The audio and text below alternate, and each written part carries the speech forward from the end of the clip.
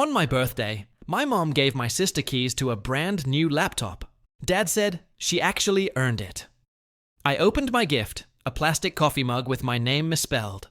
My sister laughed, "Guess that's all you're worth." I smiled, packed my bag, and walked away. A week later, my dad called in panic. "Why haven't you come home?" The sound of wrapping paper tearing was the only thing keeping the room from feeling silent. My sister Haley was glowing like the world revolved around her.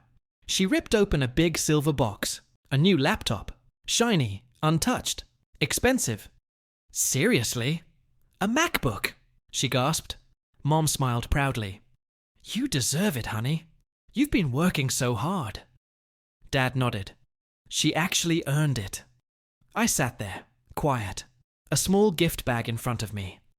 My name was written wrong. Adam. Haley looked at me, grin curling at the edge of her mouth. "What did you get, birthday boy?" I opened it. A plastic mug, dollar store cheap. My name misspelled. "Wow," Haley laughed. "Guess that's all you're worth." Dad chuckled a little, not even noticing how those words burned.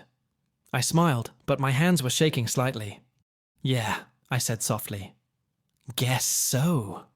Mom tried to break the tension. "Come on, Adam. It's not about gifts. It's about family."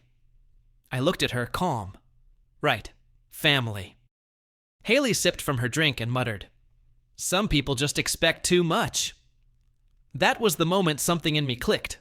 Quiet. Cold. I stood up slowly. "You're right," I said. "Expectations are dangerous." Dad frowned. "Where are you going?" I smiled faintly. "To cancel the cruise you two were supposed to leave for next week." The air froze. Haley's jaw dropped. Dad's voice sharpened. "What did you just say?" I looked him straight in the eye. "I paid for it. You forgot that part."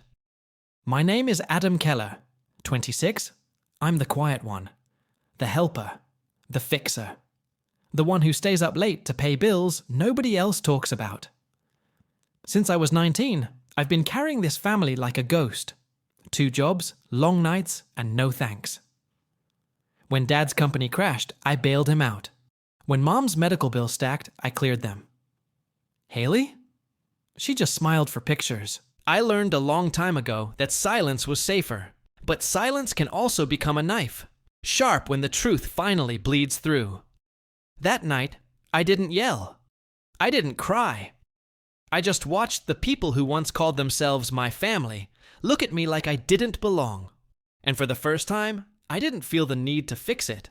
Haley, 22, thinks life is a contest she's already won. Dad, Mark, thinks shouting makes him right. Mom, Laura, thinks silence is peace. They don't notice the small things. How I eat last so they can eat first. How I've never asked for a birthday since I was 16. Haley twirled the laptop keys around her finger. "You're seriously mad about a mug?" I looked at her. "No, I'm just realizing how little I mean here." Dad sighed loudly. "Stop being dramatic. She earned it. You don't." Mom whispered, "Mark, please." He cut her off. "No, he needs to hear it. He's not special. Never was." Haley laughed, too loud. I stood still, my hands calm at my sides. "You're right, Dad. I'm not special. I'm just useful." The look on Mom's face changed. She knew I meant more than I said. They didn't understand. This wasn't about gifts. It was about years of being invisible. Haley rolled her eyes. "You always act like you're some martyr." I smiled faintly. "I just act like someone who remembers." Dad frowned. "Remembers what?" "The day my college savings disappeared," I said quietly. "And the week after when Haley got her new car." Mom froze. Haley stopped smiling. "What are you saying?" "I'm saying," I replied, "the money wasn't lost. It was given, just not to me." Dad stood up, his face turning red. "You're twisting things." I shook my head. "No, I'm just finally saying them out loud." He hit the table with his fist. "You think you're the victim here? You think you're owed something?" I looked down, then back at him. "No, Dad. I think I was owed honesty. Haley muttered.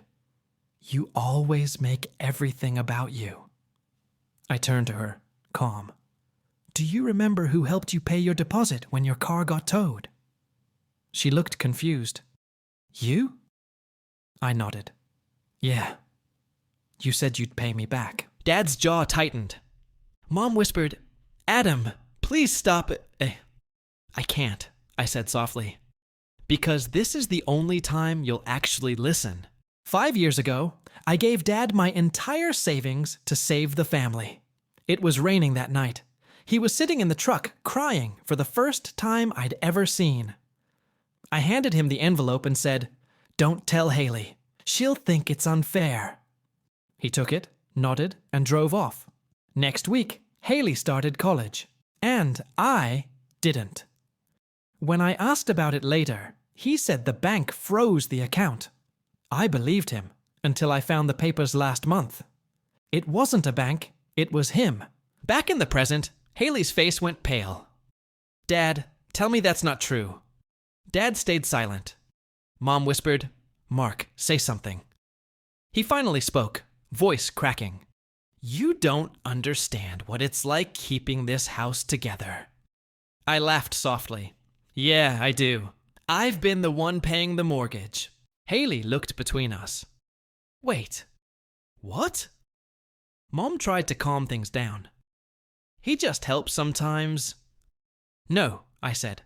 I've covered it for 2 years. You never even noticed because you never asked. The air turned heavy. No one had words left, just shame. Haley threw the mug at the wall. You're insane! You're twisting everything! The mug cracked. Pieces slid down the paint. Mom shouted my name, but I stayed calm. I gave you all my silence, I said slowly.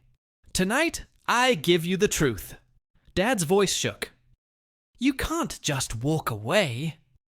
I looked at him. I already did. You just didn't notice. And I turned, walked to my room, packed a small bag. No yelling.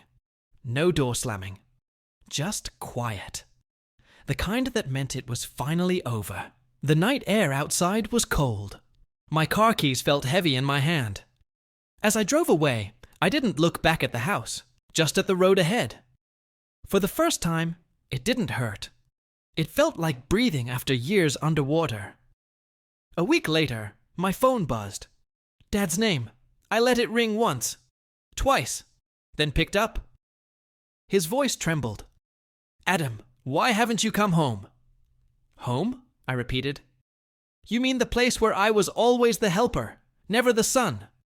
He said nothing. I could hear Mom crying in the background. He whispered, We didn't mean for things to go this far. I know, I said, but meaning doesn't fix damage. Then I hung up. Months passed. I got a small apartment. 1 room, 2nd floor, quiet street. No shouting, no guilt, just peace.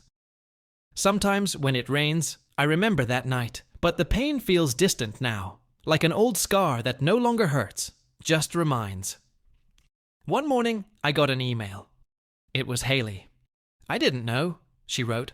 I'm sorry, you were right. I read it twice, smiled a little, and closed my laptop. Forgiveness wasn't needed. Peace was, and I finally had that. I looked out the window, sunlight warm on my face, and whispered, For the first time, I don't carry their weight anymore. Adam's voice, calm and reflective. If your family made you feel small, if your silence was taken for weakness, would you forgive them, or would you walk away like I did? Tell me in the comments. Your story matters too. Like if you've ever been the quiet one. Comment if you've carried pain nobody saw. Subscribe for more stories that remind you. Silence isn't weakness. It's strength waiting to speak.